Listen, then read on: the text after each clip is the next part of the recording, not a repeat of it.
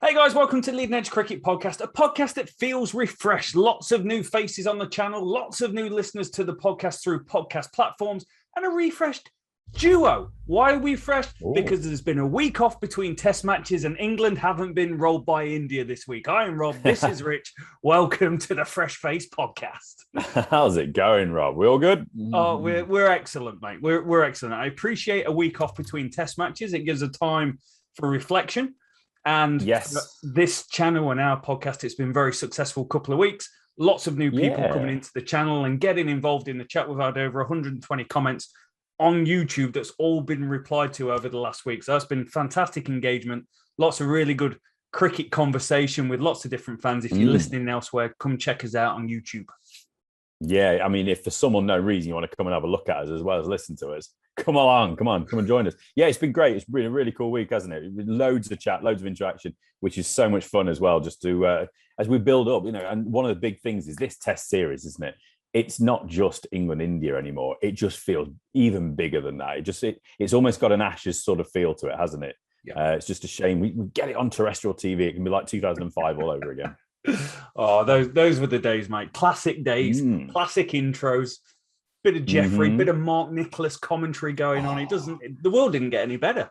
No, given the moment, given the man, cricket, all that stuff. As an English cricket fan, and hopefully we're going to see I can't say rise from the ashes because then it thinks like I'm talking about the ashes, but English test match cricket is in a little bit of the doldrums. We did the test review podcast last time around, and I think there's a little bit more to go through. There's not huge breaking news, but we do have discussions around the ground and about what England might do with the squad over the next couple of days.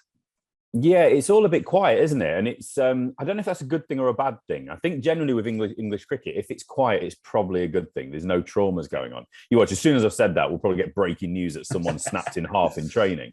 But the big question mark really around the England side is Mark Wood's fitness, isn't it? He is the last man standing in the pace man lineups. There's no one really with that genuine wheels, unless you want to get Tim or Mills to come in and bowl 4 overs at a time. Or 5 balls, 10 balls, 20 balls. It's cool these days. Bowl 5 balls. I would love it in the test match if someone bowls his 5 balls, goes to take his cap and walk off. Could happen in the future. Could happen. But yeah, there's not a lot of news going on at the moment, is there? The test match starts on Wednesday. We are into test match week, aren't we? The third test at Headingley. As we know, it's 1-0 to India. Well-deserved 1-0. Even though that first game was clearly going to be an England win, obviously not. It's all ahead of us. I mean, we spoke in the last pod about what we thought the lineups might be. Yeah, had any more thinking about that, Rob? Yeah, I have. Your ideas? I have, and the one thing that I think is the right decision. England's already made it. Is Moeen Ali plays as a spinner to give us that extra batting option. I was looking at Moeen Ali as a player at Headingley. He's played there and he averages 53, scored over 100 runs there. So you've got a little bit of consistency to go at the ground. I also really, really think that Mark Wood should be rested. This England pace, it's not a quartet. There's a double quartet. It's a whole orchestra of bowlers are ravaged by injury. And that's not an excuse for losing. It's just the facts that England have all these bowlers injured. What you don't want to do is you're one bowler that's fit that can bowl 90 mile an hour because Stone's out, Archer's out for forever and a day. You've got to keep him fit. He may play the 4th test. You've got to put yourself in contention to play those, and you need him fit for the Ashes, and you might even need him fit for the T20 World Cup if he makes the squad. So the bigger picture is he, in my mind, is not playing in this test. And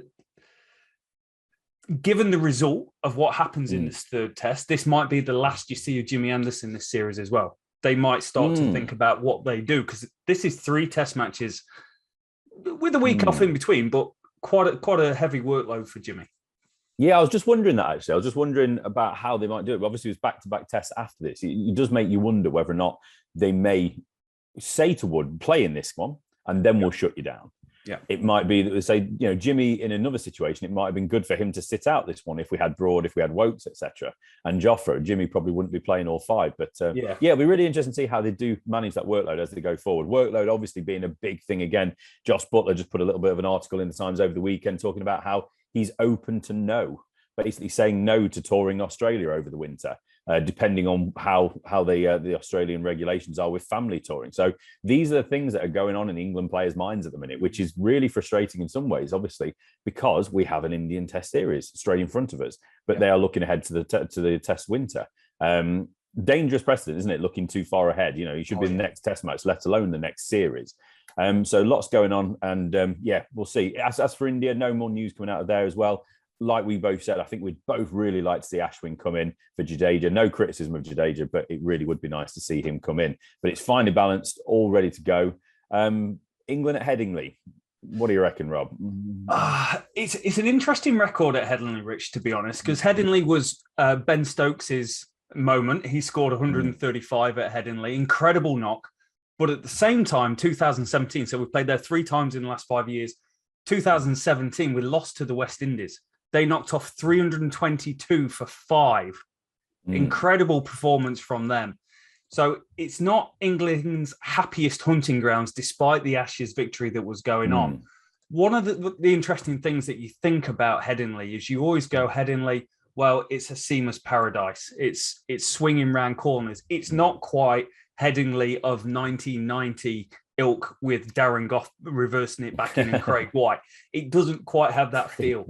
Bowlers at Lords have far more success than they do at Headingley as a seam bowler by about 4 or 5 points on averages. 22 at Lords, 27 at Headingley. But, and this can play into England's favour if they get their team selection right and India don't, because India have got their team selection wrong before. Remember, they played the Test World Championship, played too many spinners on the wettest deck where it's seaming round more than it's ever done. Headingley spinners, the last 5 years, average 48 and a strike rate of 92 with the ball. So you've got to make sure that your bowling quartet is able to really carry the load. Yeah, absolutely. So one thing we just floated the idea of, you wonder if they do make a tweak in that 4 bowling attack. Forget about Jadeja for a sec, but the actual 4 bowlers, we thought maybe if they bring Ashwin in to strengthen the batting for one of those 4 seamers. But we're basically saying that that's not going to happen. They're going to go in just with that 1 spinning all-rounder, aren't they? Yep. And then the 4 seamers.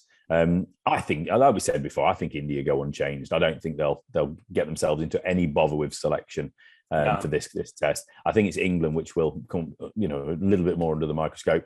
As we said, Jack Leach is on standby, so he's not available as it stands. But if something extreme happens, I mean, if Moeen Ali goes down for whatever reason, then we are in trouble, because then the whole balance of the team changes, doesn't it?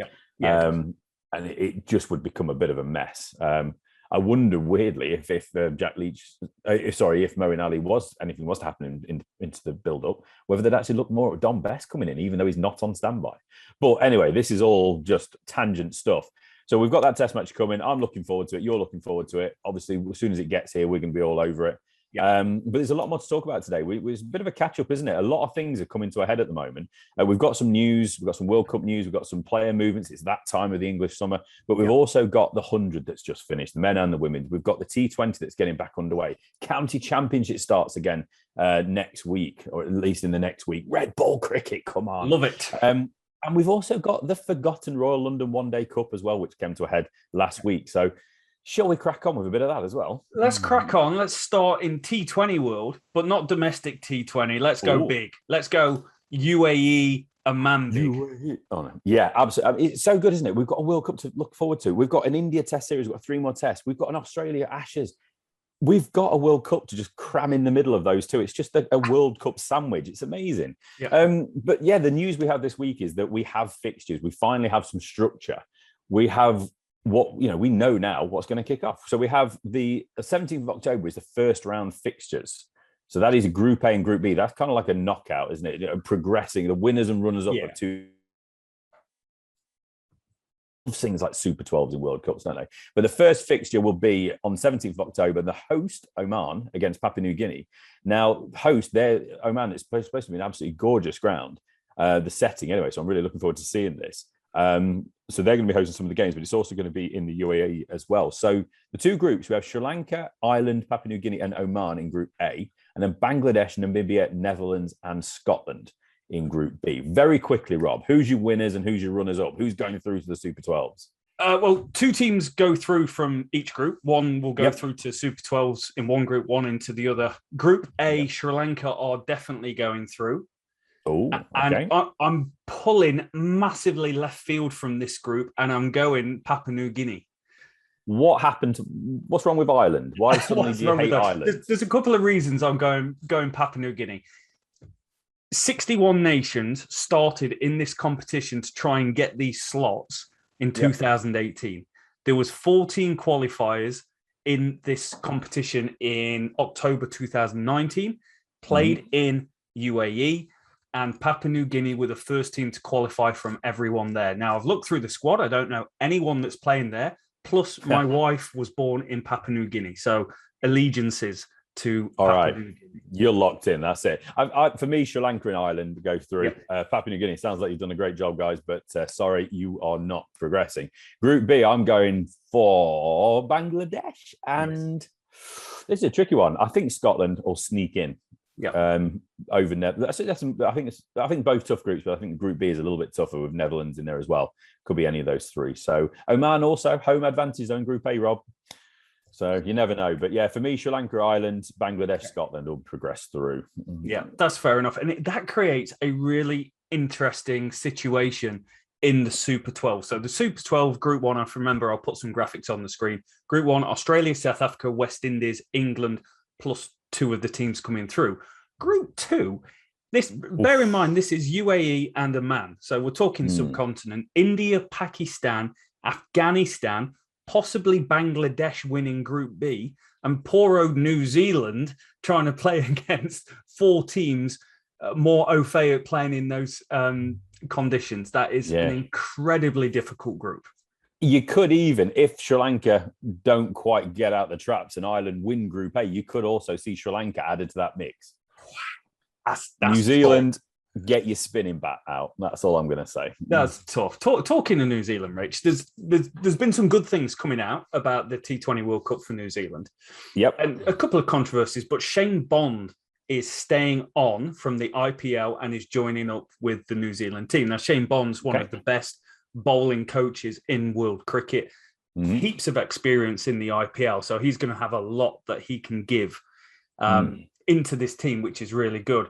But it's almost like they've reached the point, and it is like that. We remember when it was the ICC Test World Championship, which New Zealand won, by the way. Every time I've just got to say that. Apologies. They'll get over it. The first thing they've ever won. It is. But we spoke about them being at the peak. And a lot of those players were either end of life of a Test cricketer, and things moving on. Well, you're starting to see that in the team that's been selected. Ross Taylor is not in the T20 World Cup squad. He's been an excellent cricketer for many a year, but that looks like it's T20 time done for him. Finn Allen misses out, who's been doing well in the T20 Blast in England, as well as the mullet, the finest sexual hair in all of cricket. Colin de Grandhomme is not in that squad. The big man. That's a bit of a shocker, that is, isn't it? The squads are starting to just drip in at the moment, aren't they? I know Australia have also announced theirs, and we'll be all over that before the World Cup. But yeah, it's an interesting one. It just shows you the sort of riches that I don't mean me, obviously. I just mean the riches that New Zealand are picking from at the moment. So yeah, more power to them. It's just bring it on. 23rd of October, we see the first day of the World Cup proper. No disrespect to you, Group A and Group B people. But yeah, Australia, South Africa in Abu Dhabi, followed by England, West Indies in Dubai on that first day. That's going to be a cracker. Bring it on. But one question. Obviously, one question. Red Bull first. One question. That's all you're allowed. That's all you've got. Australia are in strife, Cobber. Strife, mate. Yeah. They're in strife, mate. They are absolutely shot at the moment. They couldn't win a T20 series even if they picked Bradman and Smith and Mark Taylor opening the batting, Michael Slater. They would not win a game of T20 Can cricket. I just jump in a fraction there, just a little bit? That does not sound like a particularly good T20 side, to be honest with you. No, it doesn't. This is probably why they keep losing. They probably get 80 off 20 overs with that team if they're lucky. Yeah, they don't hit the ball in the air. Yeah. But they're in strife. The losing game of cricket. They've picked the team. Absolutely fine. And we're going to touch on some of the players in it later on. Excellent squad, potentially. but huge rift going on in Cricket Australia at the moment. Now, I don't know how much of that gets replayed into the English media. Yeah, basically, word is coming out. Players are really, really unhappy with Justin Langer, and it's starting to feed out into the media. Aaron Finch is having to cover things up by saying it's disappointing. It's not a great look. We don't want things to get out. They're talking about Justin Langer's emotional temperament being around the dressing room. There's a lot of trouble for a team that a year ago was number one in the ICC Test rankings and T20 rankings. It has all come crashing down at the wrong time. Yeah. Can I just say, give me all of it. Give me all this chaos. This is what we want. This is what we live for. It's really good. And Justin Lang is fine, though. There's no problems, Rob, because he's been given a vote of confidence. So a vote of confidence in sport basically means that you're absolutely fine and nothing bad's about to happen. No, of course not. Of course Honest. not. You know when it went downhill? It went downhill as soon as Tim Payne turned around to India at the third test and said, "Wait till we see you at the Gabba," and then went and got beaten, lost the series. It has been all downhill since then. Shambles. We love it. We love a bit of chaos down under. So that's the World Cup. We will, like Rob said, we will get into that, obviously, as we get closer to it. But it's just interesting to see that the fixtures, we have dates, we can pencil them in the diary, pen them, book your day off work, whatever you need to do to make sure you're watching those games as they get kicked off. We're getting to that time of year now, Rob, where there's a lot of transfers of cricketers in English county cricket, which is quite interesting to me because there's some big names that are moving around. What tends to happen now, instead of it being after the season, it's usually towards the end of the season. They sort of go on loan until the end of the year and then they start their new contracts in the next summer. But some really, really big names. And I think we just want to just blast through a few. There's some interesting ones as well because we've got some country transfers as well, which seems quite bizarre. Yeah. But that's the way cricket seems to be. But big ones first. Hampshire involved in both of these two big ones. Sam Northeast, Hampshire to Yorkshire, he was under contract for next year as well, but his mutual decision was taken for him to move on. So Yorkshire have another signing.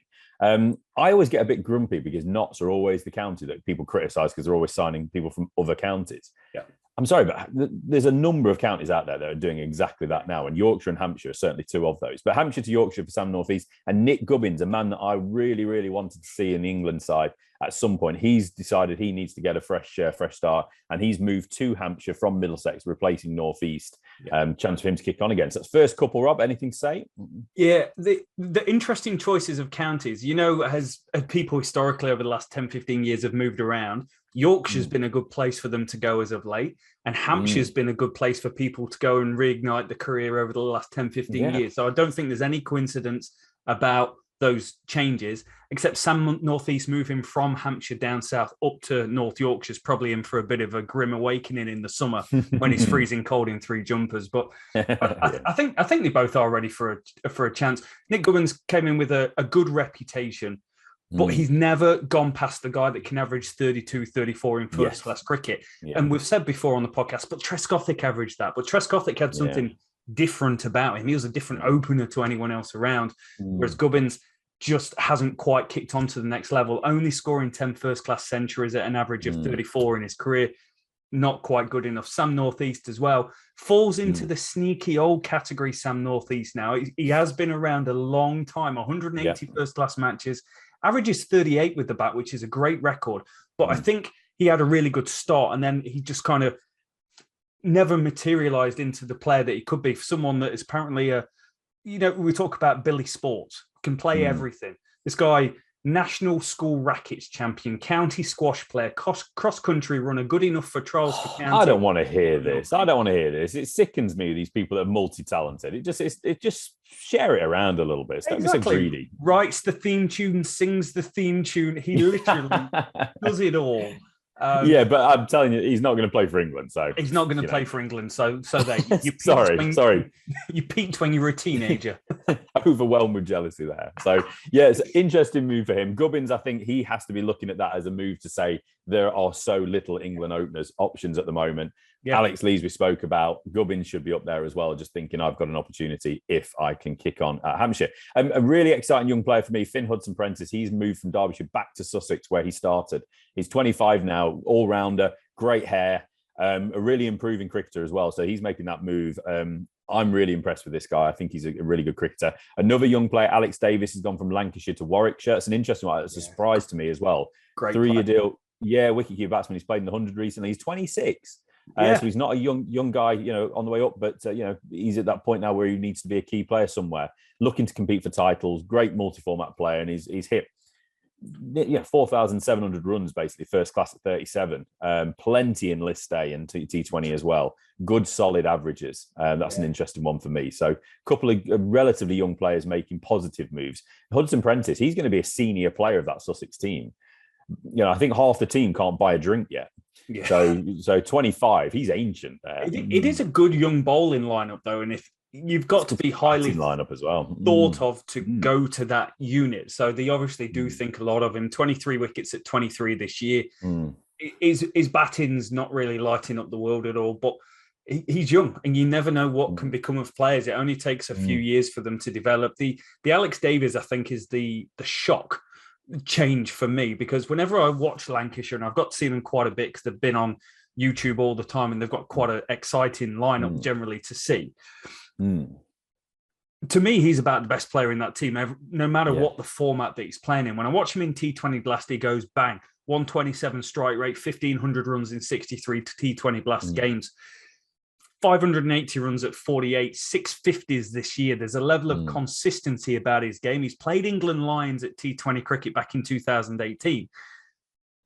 It's bright. It's really bright. He surely can't be that far off being in a discussion around this England team if Joss Butler's form just doesn't materialise anything over the next 8 test matches through the Ashes. Yeah, he's gone a little bit under the radar, hasn't he, with regard to England conversation? And I don't know exactly why that is. Obviously, there's just something there that the pundits or the folks that like to fire over the next player, they just don't seem to see. So obviously, there's a reason he wants to move. Maybe he wants more, more limelight, more up there. I don't know. Lancashire have been a good side, but Warwickshire may be one of the more solid sides at the moment. So he's obviously got his reasons. He's going for a fresh challenge, which a lot of these moves are, aren't they? So it's not people just going to just hide away somewhere. So that's good for him.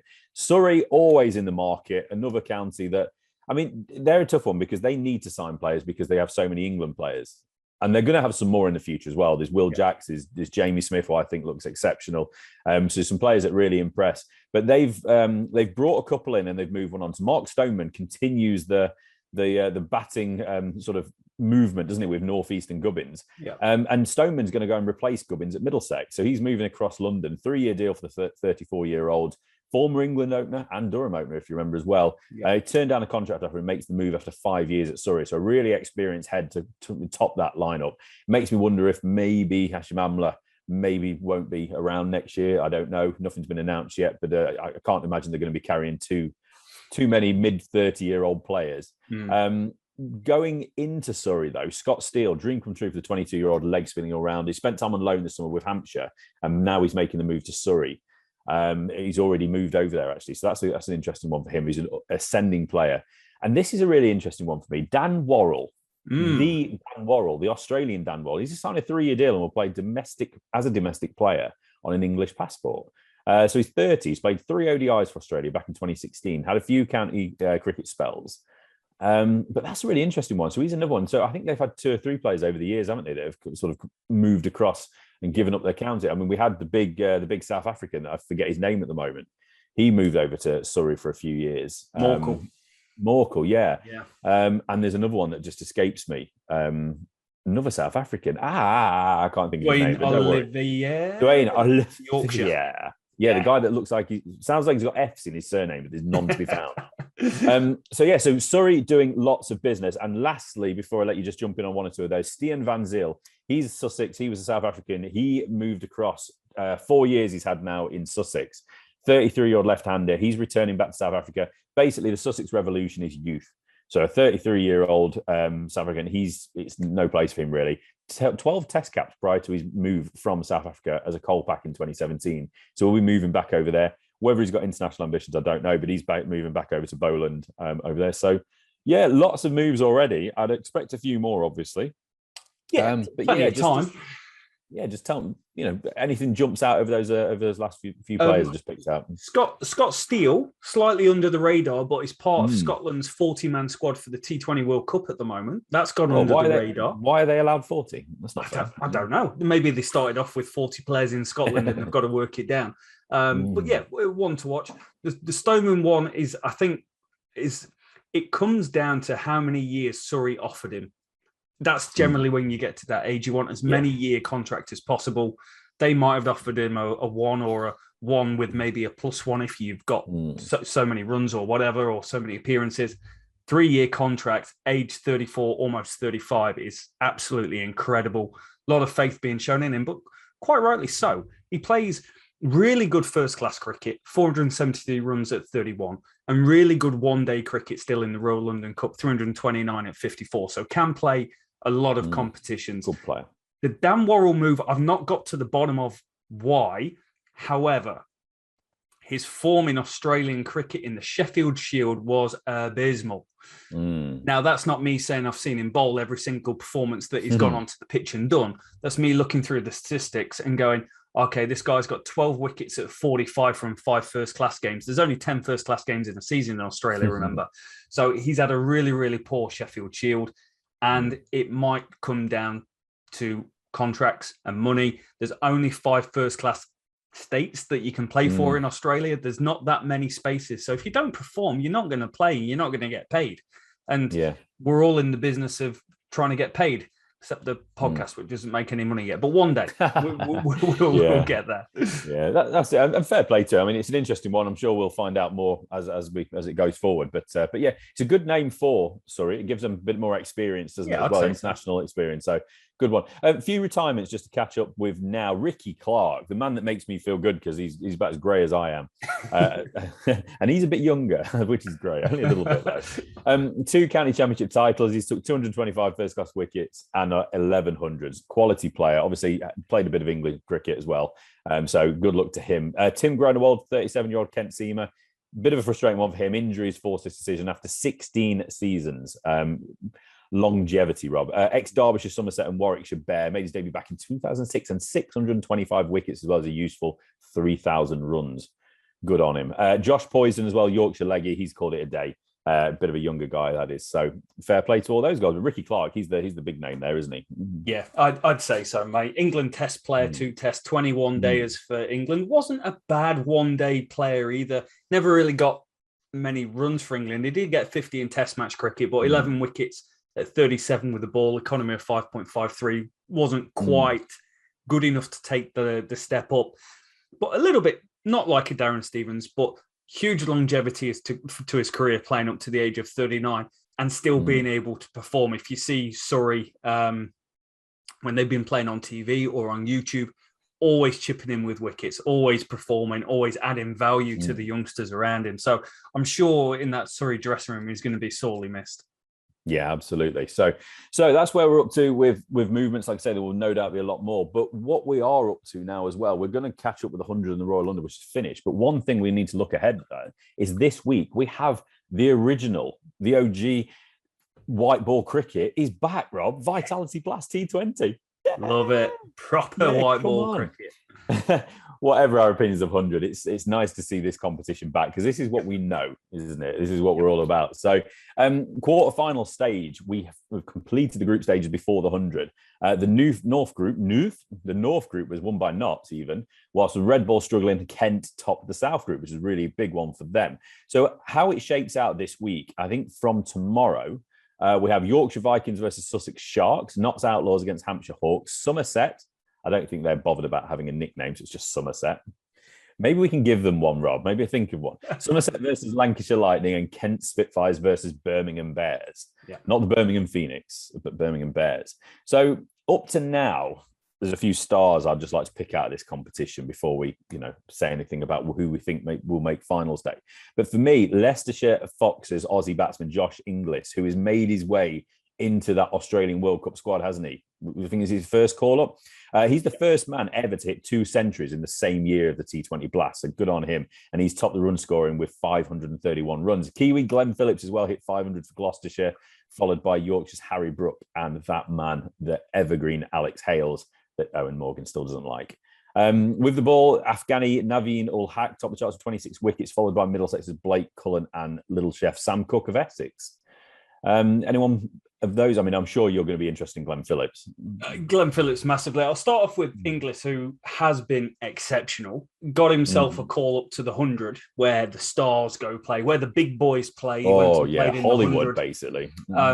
Okay in the 100, 173, an average of 24. Did get 70 odd off about 30 balls towards the end of the competition, but 531 runs in the T20 Blast, 103 against Northants, 118 not out against Worcestershire. Absolutely incredible. Problem for Australia. Where did they go and bat him? He scored all these runs at the top, but when he scored in the Big Bash, he was batting at number 4 every single time. 350s in the Big Bash this year. Just a cracking player who announced himself in red ball cricket this year as well. He's not just a white ball merchant. 585 runs in the Sheffield Shield at 73 was absolute, just class. And I like, you said the emergence of Glenn Phillips. New Zealanders have known about Glenn Phillips since 2016 when he averaged 50 in the Super Smash out here. And since then, he's done all right for himself across the world. He's played in the Caribbean Premier League, the Bangladesh Premier League, might have even played in Sri Lanka. I might just be making that last little bit up. But he has played in, I'm looking at it, about 16 different countries. He's scored runs wherever he goes. And he sneakily got 25 T20 international caps to his name already, and has done very well. I feel when I'm watching New Zealand play and I see Glenn Phillips coming in at number 3 or number 4, I'm like, the guy's got forearms the size of Popeye. This ball's going to go flying. He's massive. How old is he? Have you got it in front of you? I mean, he's only in mid-20s, isn't he? The reason I say that, it just feels like he's on the verge of exploding onto the world stage. There's a few cricketers out there. We'll talk about Liam Livingston in a bit, but there's just a few players that are relatively new names, or at least names in the cricketing public probably know, but people like the wider public they're not really aware of. And Glenn Phillips just feels like one of those. He's a genuine all-rounder as well. He's a batsman, he's wicket keeper, but he prefers bowling these little tweakers as well, doesn't he? So proper all-rounder. If you can do all three, you're a good boy.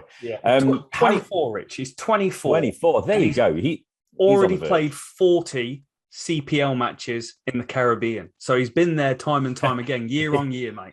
He's not daft then, is he? If he's played 40 games in the Caribbean, good on him. so yeah. I'll let you jump on the bowlers in a minute. Just another bowler I just want to mention as well. Personally, for me, I'm really impressed. Not signed a young guy called Calvin Harrison just before the start of this competition. He was on a trial after he played for one of the universities against Notts, scored 100 and did well. But he took 18 wickets at 13.94 with an economy rate of under 7.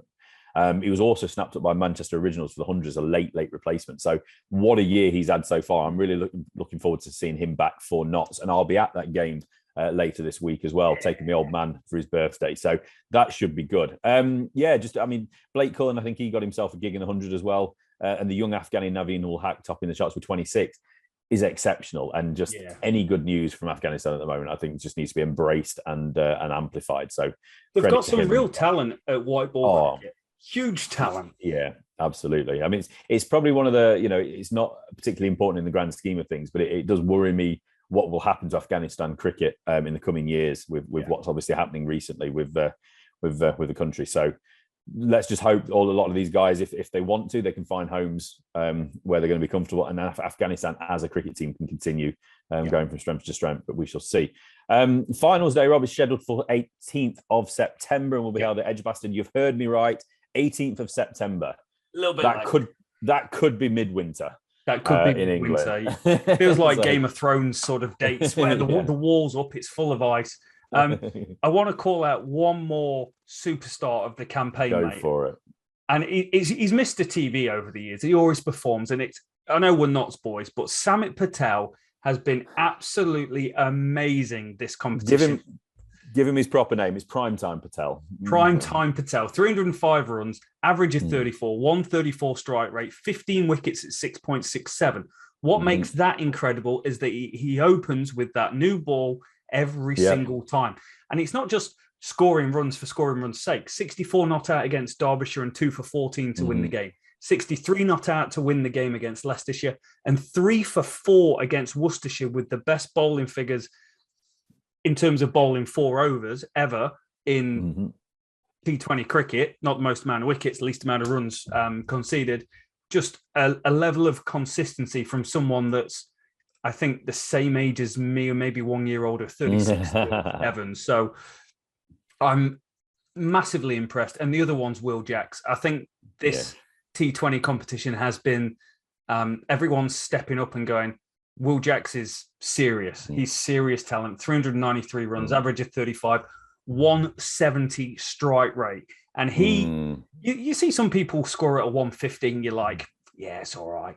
But you see someone score at 170 and leather the ball into tomorrow. It's and just a huge amount of confidence flowing from him, no matter what he's doing. I really, really like him as a cricketer, and it gives me the same feels, inside 2021. I got the feels as I was watching Liam Livingston over the last year playing in the Big Bash and stuff like that. I get the same confidence, the same that I get from seeing Joe Clark go and perform across the world.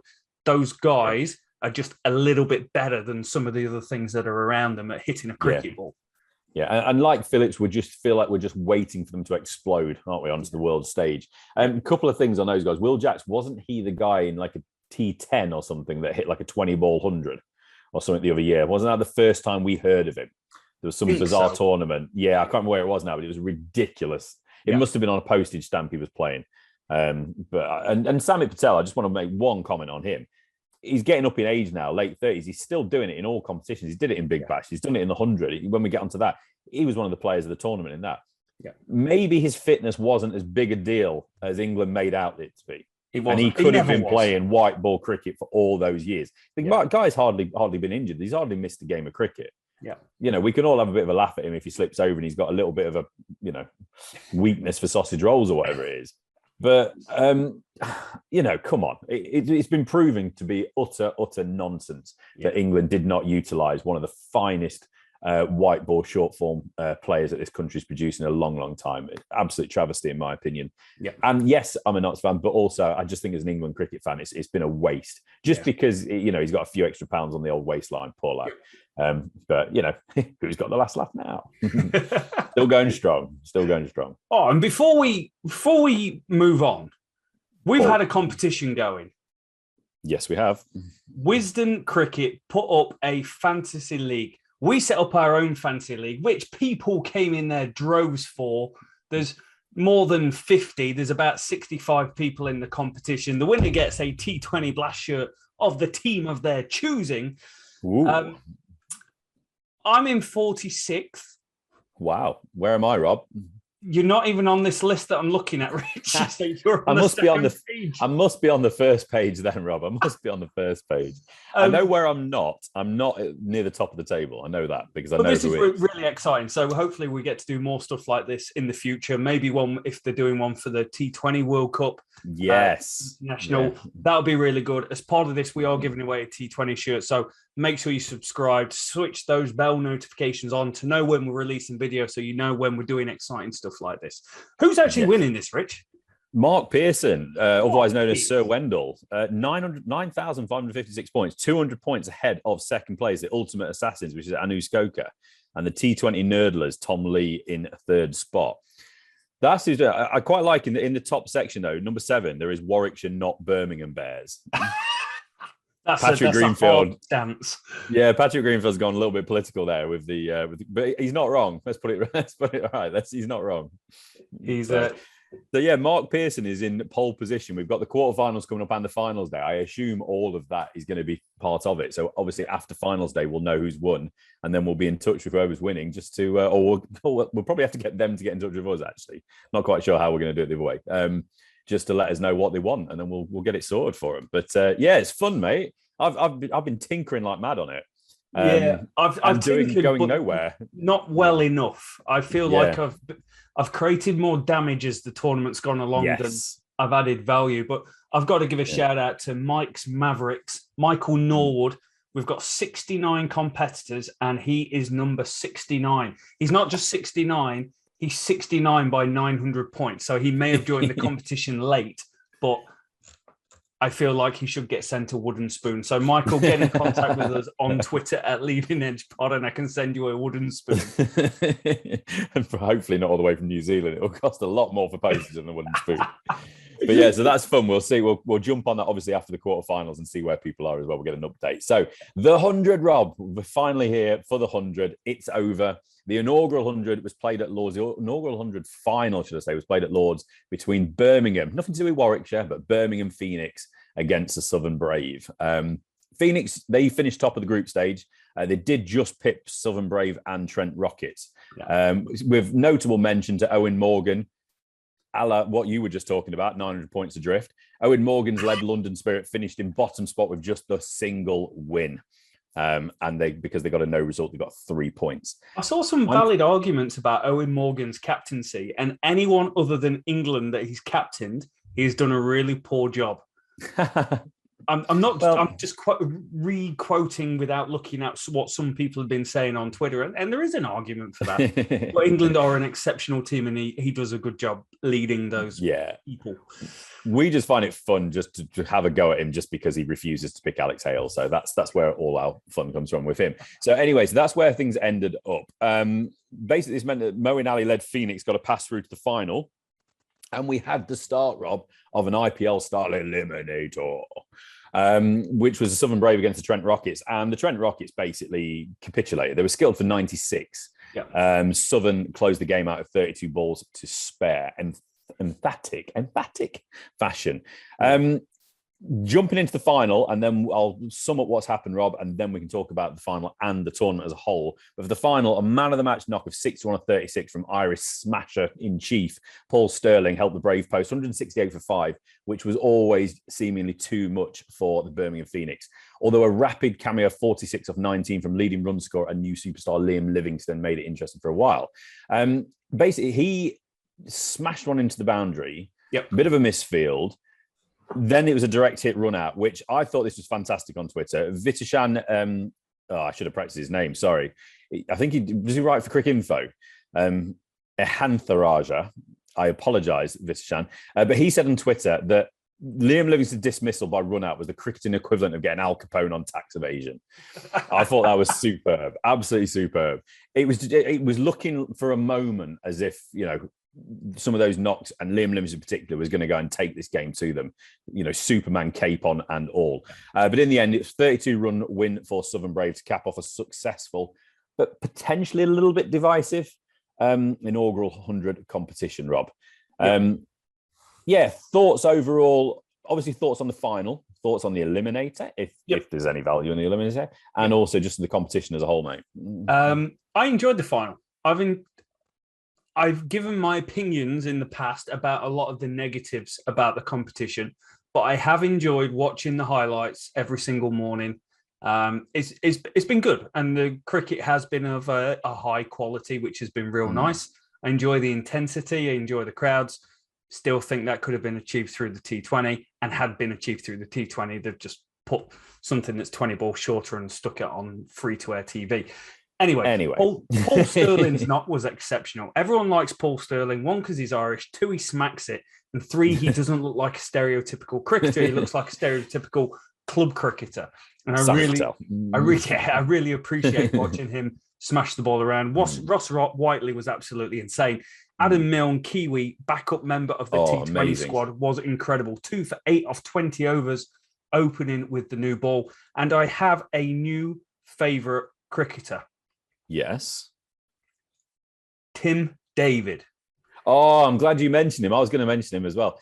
Sorry, the first time I saw him, he rocked up. He was playing the Royal London League for Surrey against Notts, basically that second 11 competition, which we're going to just sum up very briefly at the end of this podcast.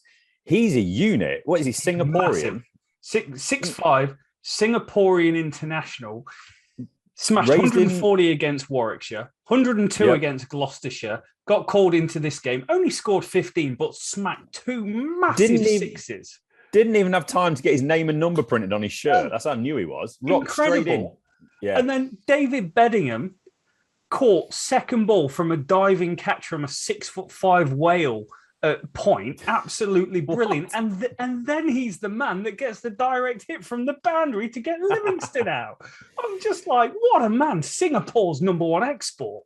Yeah, I'm telling you now, I need to do a team. All I can think about with this is I need to do a team of like the best team in the world of all the nations that aren't like the big 10 or 12 test nations. Yeah. You know, you've got like Sandeep Lamichan from Nepal, Mm. Tim David from Singapore. I need to do that now. I don't know why. I think it's just one of those things I'm good at procrastinating. So I need to do associate. That'll give me a task. Yeah, exactly. But yeah, he's immense. I'm so glad you mentioned him. But yeah, I thought the final was fun. I played cricket on Saturday and it was raining and it was a horrible day and I wish it'd been called off. And it culminated in basically one of the opposition batsmen towards the end threatening to like take a couple of our lads into a car park. That's how crap the day of cricket was. Yeah. One of those where I was about ready to walk off the field. It was that pathetic. So it gave me a little bit, it just gave me like, just a cleansing experience to watch the 100 at the end of the day and watch all the fanfare. I'm not overly into it all, but it was just so lovely at the end of the day to come home, have a beer, get a bit of food, and just watch some nice cricket, some exciting cricket. Crowd were into it. Everyone just seemed to love it. Yeah. It's cricket has a way of doing that to you. Sometimes at your lowest point, you find something that just brings you forward. Yeah. And cricket did that again with 100. So, all credit and all love to it for that. It was a shame to not see Moeen Ali be the winning captain, in my opinion. But Birmingham Phoenix did top the group with 6 wins. They won more than anybody else. But credit where it belongs. They deserved it, didn't they? In the end, the Southern, Southern, the Brave. Brave. How do you say these names? So the Southern Brave. They all look like crisps. Yeah, good. And for all the negatives I had about the competition 3 weeks ago when we caught up or whatever it was, I still have those negative ideas. I think the biggest issue that I've got with it is it's completely negated the rest of English cricket and put everything else on the back burner. But the positives that I can see is free-to-air TV. It is a fun, easy to understand format, and it's on national TV. And whenever I speak to friends in the UK that's got kids, my kids love it. That's good. That's got to be goal achieved of what they've tried to do. Now the goal is, I'll get to one negative in a second. Now the goal is, how do we fit that in nationally on a scale that works with our incredibly insane schedule that we have for the country? One negative, they posted on Twitter going, what are you guys going to do? What do you do now? There's nothing to do until the 100 starts again next year. It was something along those lines. I think that was deleted quite sharpish as well, wasn't it? Yeah, I was like... Yeah, idiots. I was like, that's arrogant, it's idiotic, and a bit of a DICK move, and I didn't appreciate that. I appreciate you've done really well and you're really happy, and people have enjoyed it. They'll be back, and there'll be more kids watching next year and families in the crowd, so that's good. But for me, the whole point of this competition is to bring people into cricket. Yes. Now, cricket is a multi-format sport. So if you can get people in the gateway drug, let's call it, of 100, you can then get them progressing onto the more hardcore stuff down the road until they become a complete test match junkie. Probably not the best way of describing it. But you take my point. I love it. It's the best point I've ever heard. It's the gateway drug to cricket. I'm going to tweet that after this. Test match cricket is definitely the one that's like, you're stuck in your room, aren't you? Just, no, I won't go down that path any further. But that's what it should be. It shouldn't be about just exclusively it's the 100 and nothing else. It should be the 100. What an amazing competition. Right. Make sure you all start watching the T20 next week. And we've also got an incredible test match coming up in the next week as well. Strap yourselves in. That's how it should be done. Maybe it's just admin or whatever, just employed by a marketing agency, but they definitely got that one wrong. But let's not detract. It's been a pretty good tournament. Free to air, yes, but I honestly think there needed to be more free to air, or at least get it on YouTube. If you want to get kids involved, get it on YouTube. Get every single game live on YouTube. Sky, I'm sorry, it needs to be out there for as many people as possible. The scheduling obviously needs to get changed. They need to make sure they're not knocking a 50-over competition to the background, which England are World Cup champions, world champions of. For me, the only way this competition will be an absolute success is basically if other countries take on the concept. Yeah. And I think England basically the way they're looking at this investment is if other countries take it on, they will be paid basically for it. They've copyrighted the 100. Yeah. Which the T20 they didn't do, did they? England started the T20 and it's gone all the way around the world, and England have a pretty good product, but it's not as good, obviously, as the Big Bash and obviously the IPL. It's going to be interesting to see how it goes. Some notable contributions. Leading run scores, obviously Liam Livingstone, superstar that he is at the moment. He's going to go around the world with his white ball, isn't he? Yeah. Ben Duckett came behind for Welsh Fire. James Vince of ex-England obviously had a good summer so far. He had 100 early on the summer for England, and Moeen Ali. Few other people I'm sure you'll want to bring into making a name for themselves, but also just leading wicket takers. I just want to mention 12 wickets apiece for Adam Milner, you mentioned, Martin DeLange, another mustachioed seamer, quick boy, and then the Rasheeds, Adil Rashid for Northern Superchargers and Rashid Khan for Trent Rockets, all 12 wickets apiece. Give me a few more names. There's a theme there, mate. Adam Milner and Martin DeLange are the two fastest bowlers in the competition, and Rashid are the two best spinners in the competition. So fast, full, and leg spin always works. A couple of names. Glenn Phillips popped up again. I thought he was pretty consistent throughout. Scored at a 147 strike rate. Harry Brook, the Yorkshire young lad, scored runs in the T20 Blast, scored runs alongside Joe Root in that competition, which he's making a name for himself. Yeah, he's starting to get his name bandied around, a bit like a Will Jacks, but 189 runs at 47 with a 154 strike rate. Will Smeed, 166 at 33, and Josh Inglis was spoken about, 173 runs at 24. All very, very good players. George Garton, who got a couple of wickets in the final as well, 10 wickets in the competition. Been called up to the England squad. Don't think he's played for England, but no, he's doing the right things with the right audience, with the right players, with the right coloured ball to play for England at Test cricket in a week's time. I've got an interesting point about George Garton. He was called up in the summer, wasn't he? I can't remember if it was as cover or if it was the squad. I think it was just as cover. But Owen Morgan's come out and said something ridiculous, like they don't want to give people just one game. It's not fair on this asset for the future, and blah blah blah. So I'm sure George Garton, when he was in the squad, and if he was there for, I think he was probably not playing, but then in the third and final game, I think we were all saying at the time, just play the guy. Yeah, give him an opportunity. Oh, because it's the third one, we don't want to give him a game. Ridiculous. That is ridiculous. Yeah, just play the guy. I'm just looking at my notes as well. Actually, it's remarkable that he took 10 wickets in the 100 because apparently he's a 2-year-old Sussex left armour. But clearly my notes are a little bit inaccurate there with his age. I'm guessing he's 20, but that's irrelevant. So Jake Lintott as well, 28-year-old Warwickshire spinner. This is the competition that because of the lack of overseas players, the likes of Jake Lintott has been given opportunity. Blake Cullen as well with 10 wickets, a 19-year-old Middlesex seamer. These guys, either young or older county players, have been given opportunity. Benny Snells of this world, they would not have probably been playing this if it wasn't for the huge dropouts from overseas because of COVID. So there's a few more for you. Yeah, a good competition, mate. I think from the men's competition to where we're going now to the women's competition, I think the women have benefited more from having this competition, from this exposure, and possibly getting more people in to play the game and also making them stars. Yeah, absolutely. I completely agree. I mean, I want to say arguably, but I don't think arguably. I think the biggest success of the 100 is definitely the positive impact it's had on the women's game. Salary gap aside, and that's obviously something that needs correcting going forward. It's inexcusable because you cannot have these women having to give up or have time off work where they're probably losing money with how little some of them are being paid. The TV networks are making money, sponsors are making money, the grounds are making money, the franchises are making money. Pay these women. But the eyes on the game in stadiums and TVs open up the game to so many new fans, and I think most importantly, inspiring and encouraging the young girls to get involved with the game of cricket. I want to see more. We've, in the team I play for, we've played against a girl that plays for one of our local teams, in the same league this year. She's been opening the bowling. I think she's only like 14 or so. Exceptional. Forgive me, I forgot her name just for the moment, but it's great to see it. And that's in a relatively good standard of Saturday cricket. So more and more, get out there. The girls can do it. They can come and play men's cricket in club cricket as well. Just if you've got a daughter, get them down to your local cricket club next summer.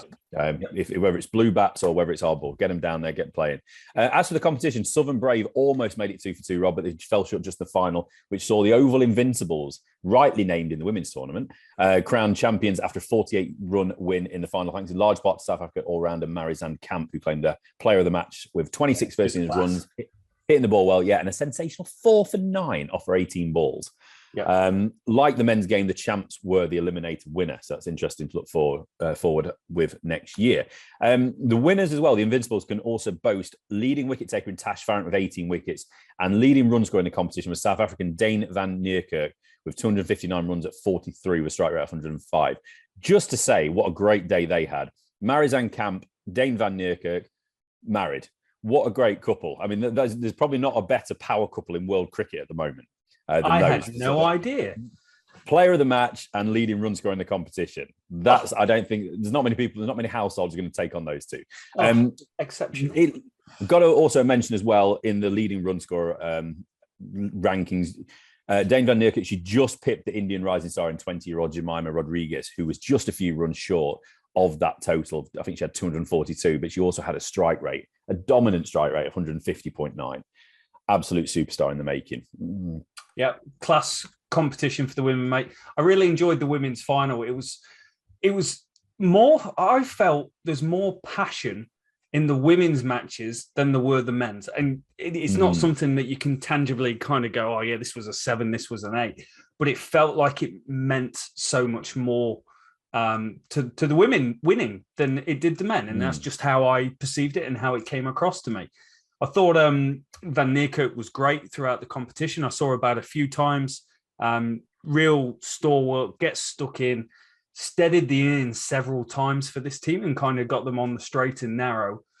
But Cap's opening spell was exceptional. She bowled 10 balls straight through at the start, was brilliant. Got Danny Wyatt out. We know how good Danny Wyatt can be international cricket. And he got Gabby Lewis out, got Sophia Dunkley out.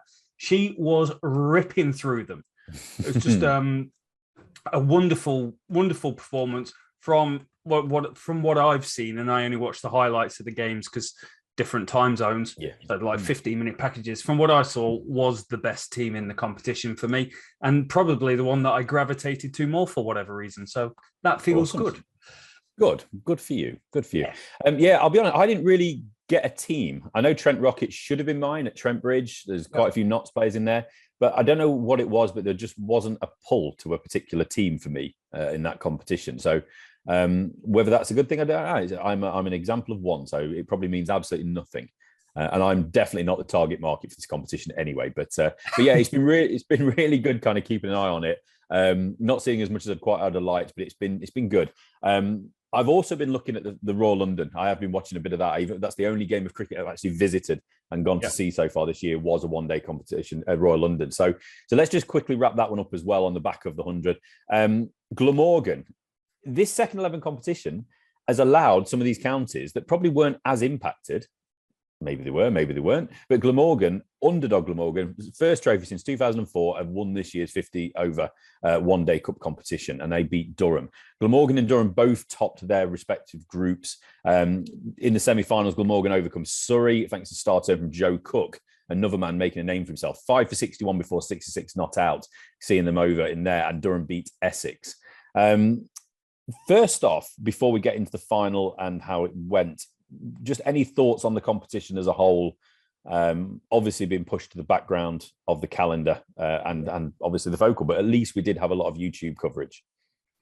I thought it was a bit farcical, mate. I really did. And you know, it probably wasn't originally planned like this. Let's be honest. The world's turned upside down in 18 months. The 100 got cancelled one year, and then it's like, it's got to go this year. There'll be sponsorship contracts down on the paper, and it's got to go this year. So I'm not blaming the 100. However, it is the problem child that's come in that caused this overcrowdedness in a short period of time. It just made it farcical. As an English cricket fan that lives down in New Zealand, I just didn't. I really loved this competition, but I didn't feel it. I didn't get to see it. It wasn't on TV. The 100 was on TV. That was on TV for me every single day if I wanted to watch it. But this just wasn't. I thought that was a little sad. Yeah, definitely. And it shouldn't take away from. I mean, it's been a great opportunity for so many young players, and we've got to see the silver linings in these competitions, haven't we? Yes, we've just stated all the criticisms of it, rightly so. The criticisms of what's happened to it and why it's happened. But the silver linings are that a lot of players have been given debuts. A lot of young players have been given opportunities. A lot of players that maybe weren't getting opportunity in county cricket have drifted back in. Players have had to be signed up to fill squads. COVID has impacted squads. So there's players getting opportunity that could mean that they can get a professional contract next year, or young players will get their first proper professional contract for next season. So it's really good for me in that respect. It also just started the competition. We saw Hasib Hamid score 100 in his first list A game. And then he went off and played against India in a warm-up and got 100. So that's what moved him into the England setup. So we shouldn't undermine it. But, Glamorgan as well, they probably wouldn't start this competition if it was fully strength teams. They probably wouldn't have been thinking they're going to win this one. So they're absolutely stoked. There's a star in the making as well for Glamorgan that was the man of the match in this game as well. And that's skipper Kieran Carlson. I think he was man of the match, but yeah, he's 23. He's been awesome in first class cricket this year. He struck 82 as Glamorgan posted 296 for 9 with 3 wickets apiece for Durham for Matty Potts and Ben Rain. Durham were dismissed for 238. Disappointing for them. Graham Clark has been the absolute master smasher of this competition. He got 40. Aussie Cam Bancroft 55, and unbeaten 84 from Sean Dixon. But wickets kept tumbling. Andrew Salter, I think he's a Scottishman, isn't he? Scottish man. Playing 3 wickets with Lucas Carey and Joe Cook. Again, that man, Joe Cook, 2 each. It's really notable. This is the fine. We talk about young players, but the game was won with the wicket. Michael Hogan, 40-year-old Michael Hogan, claimed the wicket of 37-year-old Chris Rushworth to claim the trophy for the Welshman. I thought that was just quite a fun way of ending the tournament, considering how much it was about young players. Yeah, I do like that, and I do agree with what you say. It does create opportunities, and it's given us the chance to see players like Sir Alistair Cook play one-day cricket and score 450 runs. Yeah, incredible for the man. But fair play to Glamorgan. They're not a trophy hunting team year on year. Nice to see them get some trophies going on. Good to see Hamish Rutherford, the Kiwi, getting a trophy, and it's good. It just feels like it's just had the excitement sucked out of it for me. And I don't know if that's just me because I'm so far away from it. But you're right. I see it as shame. You're absolutely right, mate. I mean, I've been to 2 Lords finals for this competition. We're not. One was a 40, one was a 50, but obviously pretty much same thing. And it was a great time. Lords final almost towards the end of the summer. To see it so relegated is really disappointing. Obviously, for people that aren't English based or they have their county teams, etc., it probably doesn't seem as important. But for us over here, it used to be the Sunday League Cup, didn't it, originally, and all that sort of stuff. So there's a great tradition around it. We can't have every piece of cricket continuing all the time. There has to be, I don't know what's going to happen. Something's got to give. And it just worries me that some of these traditional tournaments like the 50 over tournament and potentially 4-day championship cricket are the ones that are, at the moment are in the crosshairs of the administrators of the English game. And I think that would really, really hurt English cricket if we factor it back to international cricket, because obviously you have the test side and the 1-day side. Unless they're going to get rid of 1-day cricket, which they're not going to do anytime soon, we need to make sure we're creating players for that. And the 100 is great, but the 100 will not create cricketers. They'll not produce cricketers. They might create superstars, but they will not produce cricketers that are going to become the superstars. Same as county cricket. Different game. Completely different game. 50 overs is it's still a war of attrition over 50 overs. It's still very, very tactical.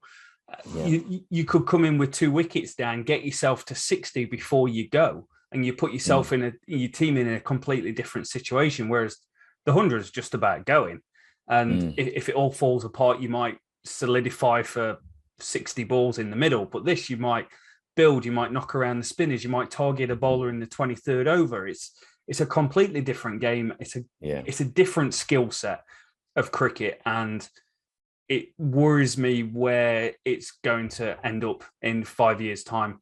It worries me what that whole window or English game's going to look like in 5 years' time. You could.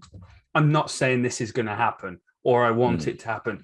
You could end up with this being almost a second team competition. You could end up with county cricket being played over 2 days, and each team have got a day to bat, it becomes 3 days where it's. Each team bats once, whoever scores the most wins, or if you bowl a team out twice, it's a bit like, I don't know, like a 2-day weekend cricket at club cricket level in Australia or something like that. Yeah. No idea what's going to change the game, but it as a traditionalist, it's not ideal. No. Well, let's kick that can down the road for another time, mate. I'm sure there'll be time before we get to next summer where we'll have a bit more of an awareness of what the intent is for next summer when we start seeing the fixtures. And then we can certainly pick the bones out of that. But what we do know is there needs to be a better way of producing cricket this summer. We spoke about, didn't we? There were some counties, if they weren't in the T20 quarterfinal, or if they weren't in the knockout, whatever, for the Royal London, they wouldn't have any cricket for about 18 days over August, which is absolutely nonsensical. I just want to mention a couple of people. Joe Cook, 18 wickets for Somerset in his first list day action. He hadn't played before this tournament. He was leading wicket taker. With the batting, Graham Clark hit 300s in this competition on his way to 646 runs in 9 innings. Hell of a player, making a name for himself. Any other time, he would become a well-known guy. It's quite ridiculous. And also, the new Nick Gubbins in my eyes, Alex Lees, starman with 560 runs for Durham as well. I'm not giving up hope of one of these guys I'm picking for England's going to get there eventually. Lees might. Eventually. Lees might. He's having a great county season. He scored runs in white ball cricket. He's ticking boxes. It is, but I've not got a track record. Bell Drummond, I was on the Bell Drummond train. Yeah. The Gubbins train. Yeah, that derailed. And the Lees train. I've not got a great track record, but I believe in all those boys still. Anyway, last but not least, Rob, we're talking about the traditionalist side of things. Red ball cricket, Rob. We just got to quickly say that we have the return just to keep people in the know of what's happening. Little bit of a crib sheet, really, isn't it? You don't need to go and look at this. We'll tell you quickly what's happening. Return of the county championship. We had the successful group stage, obviously, but now it returns on the 30th of August for the first round of the division stage. Yeah. So, I'm going to run through this rapidly. You're paying attention. Go on. Right. So the team's now split off into 3 divisions with the 6 teams in Division 1 fighting it out for the first try to win the division and be crowned county champions. Yay. Okay. The top 2 teams will then go on to play the Bob Willis Trophy final at Lords from September the 27th to October the 1st. Sounds freezing. So what happened basically, Notts and Warwickshire, they came from Group 1, Somerset and Hampshire from Group 2, Lancashire and Yorkshire from Group 3. Yep. Division 2, I'm not going to go into who's Division 2 and Division 3. Yep. Let's not worry about that, okay? But how it's going to work, so each team will play 4 games, but will not play against the team who was in their first stage group. So, for example, Notts won't play Warwickshire, but they will play Somerset, Hampshire, Lancashire and Yorkshire, okay? So earlier matches between the 2 sides from the same group will count towards the eventual outcome as half the points from those fixtures will be carried forward. Are we paying attention? Are we still following what I'm saying? This is bizarre. I don't know why they're trying to make it so complicated. So, for example, Warwickshire earned 42 points in their 2 games against Nottinghamshire, so they will carry 21 forward. However, Notts only had 10 points in those 2 games, so they will only carry forward 5. Does that make sense? That's a very strange rule. You could just say Notts got 40 points against Warwickshire, take 40 points forward, and Warwickshire got 10, take 10 forward. I don't know. I don't know what the thinking is behind this. It is what it is, but this is what we're up against, all right? So obviously those teams that did well against the other team are going to get a head start. Simple as that. Yeah. It's all to play for. 4 games to go. And then, like I say, we have the final. But the actual county champion will be the team that finishes top of Division 1. Yeah.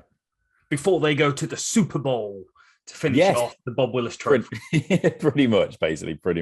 So I'm really looking forward to the return of that. The 100 that we spoke about has been fantastic. Royal London, I've enjoyed in the background. It's become like the feeder league for the 100. Tim David went and smashed a couple of hundreds, 150 strike rate, and then found himself playing a final at Lords in the 100. So it has had its place, hasn't it? T20 is coming back this week. I can't wait to get to Trent Bridge. The first time I've been in Trent Bridge in over 2 years. So I'm really looking forward to that. Anything else before we wrap up, Rob? I don't know if there's anything else on the horizon. I'm sure there's loads. I know there's Test cricket being played around the world, but there's only so much you can talk about. There is. That's a pretty good assessment of everything that's going on in the world at this given time outside of politics. So I think we've done a pretty good job there, mate. England, India. Yep. Can't wait for the 3rd Test match. Starts on a Wednesday. You look at it and you go, that's an odd day. But for me, I actually quite like that because it means I've got more time to watch it during the day while I'm working from home down in lockdown. So I can just have it on the screen and watch it the next day. and do the ball by ball rather than watching highlights. So it works pretty good for me. But yeah, can't wait for the third test. It's a biggie.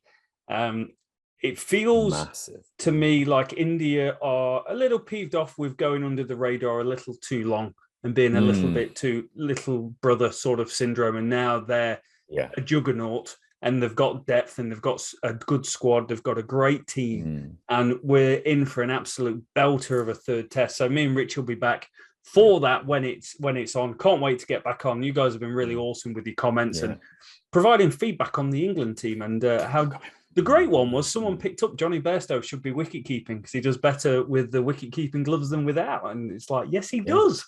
He scores runs with the gloves. Yeah, I'm still not certain that England team. I still have a feeling that Bairstow might get those gloves back at some point. I just wonder. It'd be interesting. It depends how England want to play it. If they want to keep this needle going and this niggle, which is playing into India's hands, keep Butler in the team. But if you want to just remove one of the flashpoint players, it might make sense to remove Butler from proceedings and just bring a player from the outside in. I don't know.